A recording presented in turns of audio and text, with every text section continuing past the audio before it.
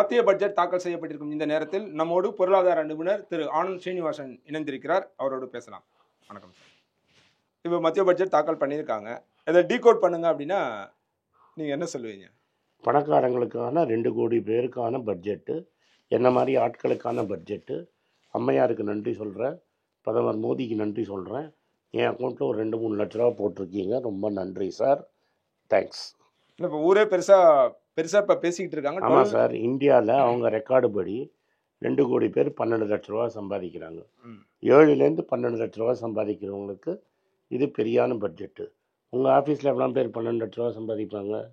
விரல் விட்டு எண்ணிடலாம். அவங்களுக்கான நல்ல பட்ஜெட்டு உங்களுக்கெல்லாம் காமிச்சு, முக்கால்வாசி பேருக்கு காமிச்சு, நம்மளை எடுக்கிற கேமராமேனுக்கு 12 லட்ச ரூபா சம்பளம் இருக்குமா, இல்லை தான் 7 லட்ச ரூபா சம்பளம் இருக்குமா?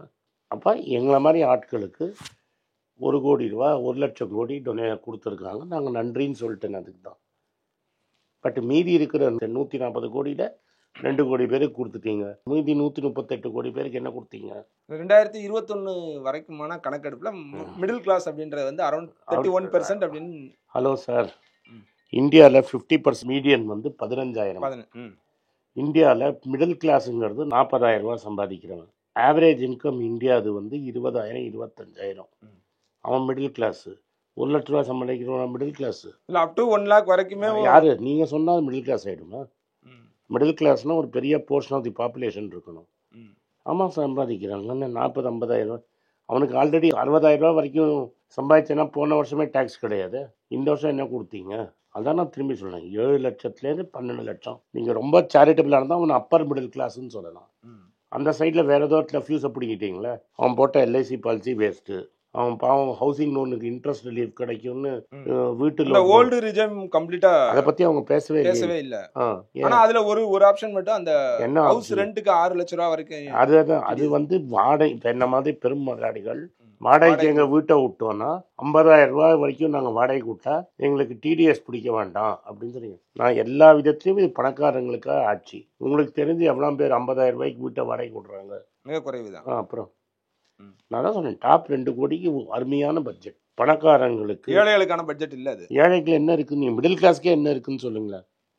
சரி, எளிமையா எல்லாரும் புரிஞ்சுக்கிற மாதிரி இந்த பட்ஜெட்டை கொஞ்சம் எக்ஸ்பிளைன் பண்ணுங்க. இப்போ 12 லட்சம் ரூபா வரைக்கும் அது சொல்லிட்டேன். இல்லை, அதை இன்னும் எளிமையா புரிஞ்சுக்கிற மாதிரினா அதை கொஞ்சம். 12 லட்சம் ரூபா வரைக்கும் வரவனுக்கு முன்னாடியே 7,50,000 ரூபா வரைக்கும் டேக்ஸ் இல்லாமல் இருந்தது. இப்போ 12,75,000 ரூபா வரைக்கும் டேக்ஸ் கிடையாது. ஸோ ஏழைங்கிறது 60,000 ரூபா மாதம் சம்பாதிக்கிறவன் இப்போ 1 லட்ச ரூபா சம்பாதிக்கிறவனுக்கு டேக்ஸ் கிடையாதுன்னு சொல்லியிருக்காங்க. அவ்வளோதான். அதுக்கு மேலே சம்பாதிக்கிறவனுக்கு டேக்ஸை குறைச்சிருக்காங்க. இப்போ என்ன மாதிரி நிறைய ஆட்கள் வந்து ஓல்டு ரிஜிமை நம்பி நிறைய இன்வெஸ்ட் பண்ணியிருப்போம், வீடு வாங்கியிருப்போம். திருப்பதியில் ஒன்று போடுவாங்கல்ல, மியூச்சுவல் ஃபண்ட்ல இஎல்எஸ்எஸ். இப்போ டாக்ஸுக்காகவே டாக்ஸ் சேவிங் பண்ணவனுக்கு எல்லாம் கதி. அதான் கேட்குறேன். அதான் நான் கேட்குறேன். இப்போ அதுதான் நான் அவன்லாம் மிடில் கிளாஸ் இல்லையா சார்? மீடியா வந்து எஸ்பெஷலி நேஷனல் மீடியா கார்பரேட்டின் கைக்கூலி கார்பரேட்டுக்காகவே ஆயிடுச்சு. எந்தெந்த கார்பரேட் கம்பெனின்னு என்னாலும் சொல்ல முடியும். அவங்களோட அஜெண்டாவை அவங்க வைக்கிறாங்க. நாளைக்கு நியூஸ் பேப்பர் எல்லாம் இதை பற்றி தான் பேசும். ஏன்னா அவங்களுக்கு கார்பரேட் அட்வர்டைஸ்மெண்ட் வேணும். எனக்கு எந்த அட்வர்டைஸ்மெண்ட்டும் வேண்டாம், எனக்கு எவனும் இப்போ ஃபேவரும் செய்ய போகிறது இல்லை. ஸோ உண்மை இதுதான். இன்கம் டேக்ஸ் டிபார்ட்மெண்ட்லேயே 1.5 கோடி பேர் தான் சம்பாதிக்கிறான். அவங்களுக்கு பெனிஃபிட் பண்ணியிருக்கீங்க, அவங்களுக்கு டேக்ஸ் குறைச்சிருக்கீங்க. நானே நன்றி சொல்லிட்டேன். நீங்கள் இந்தியாவில் மேக்ஸிமம் போகிறது எவ்வளோ பேர்? ட்ரெயினில் தான் நிறைய பேர் போகிறாங்க, பஸ்ஸில் நிறைய பேர் போனாங்களா? நீங்கள் என்ன சொன்னீங்க? பாட்னாவில் ஏர்போர்ட் கட்டுவேன், அதுவும் 1 வருஷத்தில் கட்ட முடியாது. இன்னும் ஒரு 10 வருஷம் கழிச்சு கட்டி போகிறது முடிக்க போகிறத இன்றைக்கே சொல்லிட்டீங்க. 10 வருஷத்தில் 120 ஏர்போர்ட் கட்டுவேன்னு சொல்லியிருக்கிறேன். ட்ரெயின்னு ஒன்று ஓட்டுறோமே, அதை பற்றி ஒரு வார்த்தை உங்கள் அம்மா பேசினாங்களா? ட்ரெயினை பற்றி எந்த அறிவிப்பு இல்லை. பஸ்ஸை பற்றி ஏதாவது பேசினாங்களா? ரோடை பற்றி ஏதாவது பேசினா? அந்த முழுமையான அனெக்சஸ் என்ன பாருங்க. படித்தது என்னது? பட்ஜெட் படித்ததில் இல்லை. இருந்ததா? இல்லை. ரோடை பற்றி இப்போ நான் பேசியிருக்கேன், அனெக்சரில் இருக்குன்னு சொன்னாங்களா? அவங்க அப்படி இது கமிட் பண்ணிக்க இல்லைன்னு அர்த்தம். பேசுறதுக்கு ஒன்றும் இல்லைன்னு அர்த்தம். அதுக்கப்புறம் பட்ஜெட்டுங்கிறது இந்த வருஷத்தின் பட்ஜெட்டு. அது என்ன 5 வருஷம் இந்த வருஷத்தில் முடிக்கிறது? அதை பற்றி ஏதாவது சொன்னாங்களா அவங்க? நான் விவசாயிக்கு கிலோ அரிசிக்கு இவ்வளோ எக்ஸ்ட்ரா கொடுக்க போகிறேன், கோதுமைக்கு இவ்வளோ எக்ஸ்ட்ரா கொடுக்க போகிறேன், உளுந்து பருப்புக்கு இவ்வளோ எக்ஸ்ட்ரா கொடுக்க. கிரெடிட் கார்டு பேங்க் லோன் கொடுக்கும் சார். லோன் கட்டினா திரும்பி கடன் வாங்கினா திரும்பி கொடுக்கணுமா வேணாமா? திரும்பி கொடுக்கணும். ஸ்டேட் பேங்க் கடன் கொடுக்கும், ஸ்டேட் பேங்க் திரும்பி வாங்கிக்கும். அதில் இப்போ கவர்மெண்ட் என்ன கொடுக்க போகிறது? வட்டியை கவர்மெண்ட் ஏற்றுக்கிறதுனா நான் அதை சொல்லுங்கள். கிசான் கிரெடிட் கார்டில் 10 லட்ச ரூபாய் வரைக்கும் வட்டி கிடையாது, வட்டியை நான் கொடுக்க போறேன்னு சொல்லுங்க. இப்போ எம்எஸ்எம்இ நிறைய என்ன அனௌன்ஸ் பண்ணியிருக்காங்க சொல்லுங்க. எம்எஸ்எம்இக்கு நிறைய சார் லோன்ஸ் என்ன லோன் தான் லோன் இருக்குது. நீங்களா கவர்மெண்ட்டா லோன் கொடுக்குது? லோன் வந்து பேங்க் கொடுக்க போது வட்டியோ சேர்த்து வாங்க போறான். நீங்க என்ன சார் கொடுத்தீங்க? அதானே பட்ஜெட். வரவு செலவு தானே பட்ஜெட். கண்டிப்பா வரவு செலவு விட்டு கடன் கொடுப்பானா நீ எதுக்கு பட்ஜெட்ல சொல்ற? அது பேங்க் மேனேஜர் சொல்லட்டுமே, ஸ்கீம்ல கடன் கொடுப்பான்னு. ஸோ ஒட்டுமொத்தமா அந்த பட்ஜெட் இப்போ அரசுக்கு எப்படி வருவாயா இருக்குமா இழப்பா இருக்குமா? மக்களுக்கு இழப்பு, பணக்காரங்களுக்கு நல்லது. அரசாங்கம் போன வருஷம் 12 லட்சம் கோடி கடன் வாங்கிட்டு இந்த வருஷம் 15 லட்சம் கோடி வாங்கும். ஒரு எக்கனாமிக்ஸா பொருளாதார வல்லுநரா உங்களோட பார்வையில இப்ப நீங்க என்ன சஜஸ்ட் பண்ணுவீங்க? நான் என்ன சஜஸ்ட் பண்ணேன், எப்படி என்ன பண்ணியிருந்திருக்கலாம் அப்படின்னு. இந்த 1 லட்சம் கோடி கொடுத்தாங்கல்ல, அதானே கொடுக்கறதுக்கு இருந்தது. பணக்காரங்க என்ன மாதிரி ஆளுக்கு கொடுத்தீங்க? அதை வந்து இன்னைக்கே நீங்க என்ன பண்ணியிருக்கலாம், எக்ஸைஸ் டியூட்டியை குறைச்சிருக்கலாம், பெட்ரோல்ல டீசல்ல எக்ஸைஸ் டியூட்டி குறைச்சிருக்கலாம், சிலிண்டர் விலையை குறைச்சிருக்கலாம். ஏன் குறைக்க முடியும்னு ஏன் சொல்றேன்னா, நம்ம பிரதமருக்கு ரொம்ப நெருங்கியமா இருக்கிற ஒருத்தர் பேரு ரிலையன்ஸ், கல்யாணத்துலாம் போயிட்டு வந்தாரு. நம்ம போய்ஸ் கார்டன் கொண்டு போய் அங்கே டான்ஸ் எல்லாம் ஆடிட்டு வந்தார். அவர் பெட்ரோல் 3 ரூபா கம்மியாக கொடுக்குறாரு, 5 ரூபா கம்மியாக கொடுக்குறாரு, பல்கில் 10 ரூபா கம்மியாக கொடுக்குறாரு. அப்போ ஏன் அரசாங்கம் கொடுக்கக்கூடாது? சரி, பெட்ரோல் டீசல்னாலும் அதுவுமே வந்து வெறுமனே பவருக்கு மட்டும் கிடையாது இல்லையா? அதை பற்றி மிடில் கிளாஸ் இருக்காங்க. ஓலா ஓட்டுறவன் மிடில் கிளாஸா, இந்த ஊபர் ஓட்டுறவன் மிடில் கிளாஸா, போறல லைட்டா பெட்ரோல் டிவிஎஸ் ஓட்டுறவன் மிடில் கிளாஸா? இல்ல, மெஜாரிட்டியா ஏழை தானே. ஆமா, ஏழைகள் மெஜாரிட்டியா. அவன் கடன் வாங்கி தானே, கடன் வாங்கி அவனுக்கு ஒன்றும் இல்லையே. இந்த முதல்ல அவனுக்கு தானே போய் சேரும். ஒரு ஊபர் ஓட்டுறவனுக்கு ஒரு நாளைக்கு 150 ரூபா கிடைக்கும். நீங்கள் விலை குறைச்சிருந்தீங்கன்னா ஒரு நாளைக்கு 150 ரூபா கிடைச்சா அவன் வீட்டுக்கு எடுத்துன்னு போவானா, இல்லை செலவு பண்ணுவானா? அதை செலவு பண்ணால் உங்கள் கன்சம்ஷன் க்ரோ ஆகும், எக்கானமி க்ரோ ஆகும். எனக்கும் கிடைக்கும், அவனுக்கும் கிடைக்கும், அட்லீஸ்ட் சமமாக கிடைக்கும். எனக்கும் ஆனந்த் ஸ்ரீனிவாசன் பணக்கார முதலைக்கும் கிடைக்கும், ஏழைக்கும் கிடைக்கும். இப்போ நீங்கள் என்ன பண்ணுறீங்க, ஆனந்த் ஸ்ரீனிவாசன் மட்டும் கொடுத்துட்டு ஏழைக்கு ஒன்றும் கொடுக்கலையே.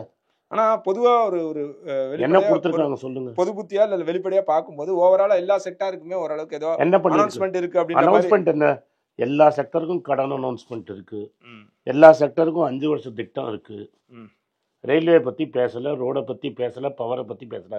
பவர்ல என்ன சொல்லியிருக்காங்க, இன்ஃப்ராஸ்ட்ரக்சருக்கு ஸ்டேட் கவர்மெண்ட் இது கொடுக்கல. இன்ஃப்ராஸ்ட்ரக்சருக்கு கடன் கவர்மெண்ட், ஸ்டேட் கவர்மெண்ட் கடன் கொடுப்போம். அந்த கடன் வாங்கினா அவங்க ஒழுங்கா இருந்தாங்கன்னா வேற எங்கேயும் கடன் வாங்கக்கூடாதுன்னு உடான் ஸ்கீமை சொல்லியிருக்காங்க. வேற என்ன சொல்லியிருக்காங்க? இ வெஹிக்கிள் இது பண்றாங்க. என்ன பண்ற? இ வெஹிக்கிளுக்கு நீங்க கார் வாங்கினா சப்சிடி, அந்த சப்சிடி தான் கேன்சல் ஆயிடுச்சு. இப்போ காருக்கு சப்சிடின்னு சொன்னாங்களே, இல்லை. அப்புறம் நீங்கள் ஏதாவது இப்போ ஸ்கூட்டர் வாங்கினா சப்சிடின்னு சொன்னாங்களா? அப்புறம் அந்த மாதிரி அனௌன்ஸ்மெண்ட் இல்லை. பேட்டரி பண்ணுறவனுக்கு மிஷின் வந்து கம்மியாக கடை கொடுக்குறோன்னு யாருக்கு? நீங்கள் நானும் பேட்டரி பண்ணுற கம்பெனி அனுப்பிக்க முடியுமா? நாமளாம் பெரிய பணக்காரங்க கிடையாது. அதான் நீங்கள் பெரிய பணக்காரங்களுக்கு செஞ்சுருக்கீங்கன்னு நானே ஒத்துக்கிறேன். இது ஒட்டுமொத்தமாக பணக்காரருக்கான பட்ஜெட் தான் நான் சொல்கிறேன். அம்மா சொன்னது அப்படி தான் இருக்குது. இது வரைக்கும் அனெக்ஸ்டரை படிக்கிறதுக்கு எனக்கு 2 நாள் ஆகும். இது வரைக்கும் பார்த்தா இதுதான் இருக்குது. ஸ்டாக் மார்க்கெட்டும் அதுதான் சொல்லுது. காத்தாலத்தில் உச்சத்தில் இருந்தது, பட்ஜெட் புரிஞ்சு பேசினோடனே பொத்துன்னு கீழே வந்துருச்சு. இப்போ வரும் நாட்களில் இப்போ இந்த மியூச்சுவல் ஃபண்ட்ஸு இல்லை ஸ்டாக்லக்கான இன்வெஸ்ட்மெண்ட் எப்படி இருக்கும்? மேபி சார் அது தெரியாது, அதை நான் பார்த்து சொல்லணும். இல்லை நான் கேட்குறது, இப்போ இந்த நியூ ரிஜம்க்கு எல்லாம் மாறுறாங்க அப்படின்னா டாக்ஸ் சேவிங் எல்ஐசிக்கு தலைவர் தோப்பா, எல்ஐசி ஏஜென்ட்டுக்கு கஷ்டம். எல்ஐசி ஏஜென்ட்டு, எல்ஐசி கம்பெனி, எல்ஐசியில் இன்வெஸ்ட் பண்ணவங்களுக்கு பெரிய கஷ்டம். சரி, ஒட்டுமொத்தம் இந்த பட்ஜெட்டில் நல்ல விஷயம் அப்படின்னா நீங்கள் எதை சொல்லலாம்? எனக்கு 2 லட்ச ரூபா கொடுத்தது எனக்கு சந்தோஷம். என்ன மாதிரி ஆட்களுக்கு நல்ல விஷயம். இதை தாண்டி வேறு எதுவும் இல்லை. என்ன இருக்குன்னு நீங்கள் சொல்லுங்கள், நான் கேட்டுக்கிறேன். உங்கள்கிட்ட நான் தெரிஞ்சு கற்றுக்கிறேன். இந்த பட்ஜெட்டை பற்றினா உங்களோட மதிப்பீடு 10க்கு இத்தனை மார்க் கொடுக்கலாம் அப்படின்னா 2. வெறும் 2 தானா? அதே எனக்கு கொடுத்ததுனால 2 போட்டேன். இல்லாட்டா 5 வருஷம் ஸ்கீமுக்கு நான் எதுக்கு சார்? அனெக்ஸ்டர் இன்னும் படிக்கல, எல்லாமே 5 வருஷம் ஸ்கீமு. பாட்னாவில் மதுரையில் எய்ம்ஸ் எவ்வளோ பட்ஜெட்டுக்கு முன்னாடி சொன்னாங்க, அது இப்போ வரைக்கும் வந்த மாதிரி இல்லை. கல் நாட்டிட்டாங்களா இல்லையா? இப்போ அதோட தான் நிற்குது. அப்புறம் அதுதான் இப்போ பாட்னா ஏர்போர்ட். பாட்னால இந்த கிரீன்ஃபீல்டு ஏர்போர்ட்னு சொல்கிறத பரந்தூர் ஏர்போர்ட் எவ்வளோ நாள் கழிச்சு வரும்னு நினைக்கிறீங்க? அதுக்கப்புறம் இன்னும் ஏவன் அவருக்கு ஒரு ஃப்ரெண்டு இருப்பார், எல்லா ஏர்போர்ட்டையும் கொடுத்த மாதிரி அவர் கொடுத்துருவாங்க. அப்புறம் வேற ஒன்றும் சொல்லிக்கிற மாதிரி இந்த பட்ஜெட்டில் எதுவும் எல்லாம் இருந்தால் நான் தெரிஞ்சுக்கிறேன். எனக்கு சொல்லுங்களேன். இல்லை, விமனுக்கு ஃபோக்கஸ். இப்போ அதான் பணக்காரங்களுக்கு நீங்கள் என்ன வேணால் பண்ணுங்க சார். ட்ரெயின் யார் போகிறேன், ஏழை எதில் போகிறோம்? பட்ஜெட் தாக்கல் பண்ணுறதுக்கு முன்னால் ஒரு அமைச்சரவை கூட்டம் நடந்தது. அதில் மோடி பேசின வந்த தகவல் என்ன? மோடி பேசினாரு, மற்றவங்கெல்லாம் கேட்பாங்க. நான் என்ன சொல்கிறேன் சார், இந்த அரசாங்கம் என்னன்னா மிடில் கிளாஸுக்கும் ஏழைங்களுக்கும் ராமர் கோவில், பணக்காரங்களுக்கு பணம். அதுதான் இந்த அரசாங்கத்தின் பாலிசி. இல்ல அவர் சொன்னது வந்து 2 விஷயங்கள் முக்கியமான சொன்னாரு. மிடில் கிளாஸ்க்கான பட்ஜெட்டா இருக்கும், விமனுக்கான எம்பவர்மெண்டா இருக்கும், என்ன இருக்கு? புவருக்கான என்ன இருக்கு? அது ஃபோக்கஸ்டா இருக்கும். அது சும்மா அப்படிதான் பண்ண போறோம் அப்படின்னு அது என்ன இருக்குன்னு அவர் எக்ஸ்பிளைன் பண்ண சொல்லுங்க. மெடிசன் பெட்ரோல் விலை குறைஞ்சதா? ஒன்று பண்ணியிருக்காங்க, ஆனால் நான் ஃபைன் பண்ணி பார்க்கணும். ஹெல்த்துக்கு ப்ராப்ளமாக இருக்கிறவங்களுக்கு சில மருந்துகளுக்கு டேக்ஸ் குறைச்சிருக்காங்க. 36 ஆமா 36 மருந்துக்கு டேக்ஸ் எசென்ஷியல் குறைச்சிருக்காங்க. ட்ரக்ஸ்க்கு விலை டெஃபினட்டாக குறைச்சிருக்காங்க. குறைச்சிருக்காங்க. அது நல்ல விஷயம். அதே மாதிரி கேன்சர் இன்ஸ்டிடியூட் வந்து எல்லா டிஸ்ட்ரிக்ட்ஸ்லயுமே வந்து அதான் டாட்டாக்காரன் இப்போ அசாமில் போட்டிருக்காங்க. டாட்டாக்காரன் செலவு பண்ணுறான், நம்ம மாலையை வாங்கி போட்டுக்கிறோம். டாட்டாக்காரன் சொல்லியிருக்கான், எல்லா டிஸ்ட்ரிக்ட்லையும் எந்தெந்த ஸ்டேட் கவர்மெண்ட் கோஆப்ரேட் பண்ணால் நாங்கள் வந்து ஒரு 10 வருஷத்துல எல்லாருக்கும் கொடுப்போம். பெரியவர் செத்து போனவர் சொல்லிட்டு போனார். நம்ம மாலையை போட்டுக்க வேண்டியது. சரி, நிறைய ஒரு கேள்வி. இப்போ மன்மோகன் சிங்கா இருக்கட்டும், இல்லை மத்திய நிதியமைச்சராக இருந்தப்ப சிதம்பரம் இருந்ததா இருக்கட்டும், அவங்க போட்ட அந்த பட்ஜெட்டும் நிர்மலா சீதாராமன் இது கிட்டத்தட்ட 2008 ஒரு பெரிய கிரைசிஸ் வந்தது. மன்மோகன் சிங் பிரைம் மினிஸ்டர் இருந்தார். அதுதான் உங்களுக்கு ஞாபகம் இருக்கும். உடனே பெட்ரோல் விலை, டீசல் விலையை குறைச்சார். $148 பெட்ரோல் வித்துட்டு இருந்தது. உங்களுக்கு $70 பெட்ரோல் போட்டார். இன்றைக்கி வந்து $60 கச்சா எண்ணெய் விற்குது. நீங்கள் $102 பெட்ரோல் கொடுக்குறீங்க. மன்மோகன் சிங் $148 கச்சா எண்ணெய் இருக்கும்போது $400 கேஸ் சிலிண்டர் போட்டார். இன்றைக்கி $60 கேஸ் சிலிண்டராக இருக்கும்போது $1000 கேஸ் சிலிண்டர் கொடுக்குறீங்க. எது பெட்டர் நீங்களே டிசைட் பண்ணிக்கிறீங்க. உங்கள் வருகைக்கும் கருத்து பதிவுக்கும் ரொம்ப நன்றி. வணக்கம். இது ஆனந்த் ஸ்ரீனிவாசன். இது என்னோட பர்சனல் சேனல். மணி பேச்சுக்கு தனியாக ஒரு சேனல் இருக்குது. அது டெலிகிராஃப் சேனல். இது என்னோட பர்சனல் சேனல். நான் என்ன நினைக்கிறேன், நான் வந்து தத்துவ பேச்சை பற்றி என்ன பேசுகிறேன், நான் வந்து பொருளாதாரத்தை பற்றி என்ன நினைக்கிறேன், ஜென்ரல் பொருளாதாரத்தை பற்றி நினைக்கிறேன், என் ஐடியாலஜியை பற்றி நான் என்ன நினைக்கிறேன், என்னோட ஃபிலாசபி, என்னோட நம்பிக்கை, ரமண மகரிஷி, சார்லி மங்கர் பற்றிலாம் என்ன நினைக்கிறேன்னு இதில் பேசுவேன். இதில் வீடியோ அப்டேட் அப்பப்போ வரும். நீங்கள் சப்ஸ்கிரைப் பண்ணிங்கன்னா என்ன நீங்கள் பர்சனலாக ஃபாலோ பண்ணுறீங்க. இது மணி பேச்சு இல்லை, இது இன்வெஸ்ட்மெண்ட் இல்லை.